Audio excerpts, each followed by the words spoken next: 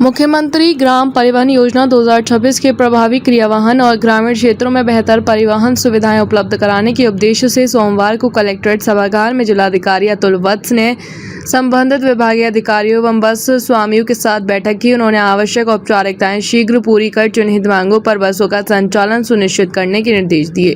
जिलाधिकारी ने कहा कि मुख्यमंत्री ग्राम परिवहन योजना का उद्देश्य ग्रामीण क्षेत्रों को सुलभ और सुदृढ़ परिवहन व्यवस्था से जोड़ना है, ताकि गांवों के लोगों को शिक्षा, स्वास्थ्य, रोजगार एवं अन्य आवश्यक सेवाओं तक पहुंचने में किसी प्रकार की असुविधा न हो। उन्होंने कहा कि योजना का लाभ विशेष रूप से उन गांवों को मिलेगा जहां सार्वजनिक परिवहन की सुविधा सीमित है या उपलब्ध नहीं है।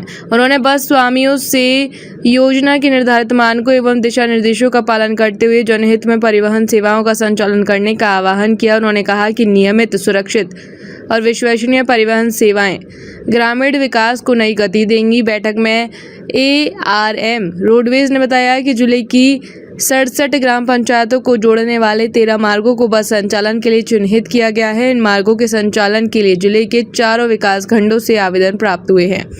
बैठक में अपर जिलाधिकारी, सहायक संभागीय परिवहन अधिकारी, ARM रोडवेज तथा बस स्वामी उपस्थित रहे।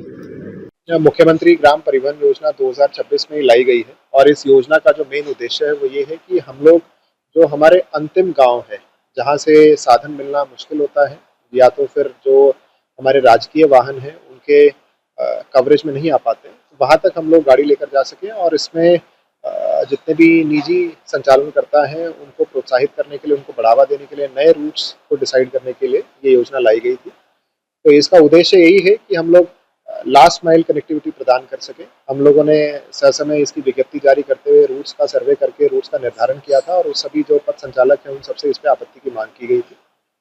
तो ये जो मेरी अध्यक्षता में बैठक हुई है वो बेसिकली उन आपत्तियों का निस्तारण करने के विषय को बैठक थी। तो इसमें सभी जो सदस्य हैं प्लस साथ में जो पथ संचालक हैं उनके द्वारा पार्टिसिपेट किया गया। उनकी जो आपत्तियां थी वो मोस्टली सही पाई गई।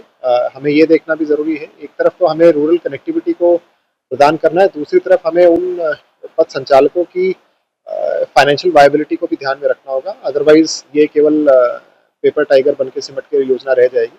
तो उसी के संबंध में विस्तार से सभी लोगों से वार्ता की गई, उन्हें अपनी बात रखने का पूरा मौका दिया गया और जहां तक संभव होगा फाइनेंशियल वायबिलिटी को दृष्टिगत रखते हुए हम लोग लास्ट माइल कनेक्टिविटी देने का पूर्णतः प्रयास करें।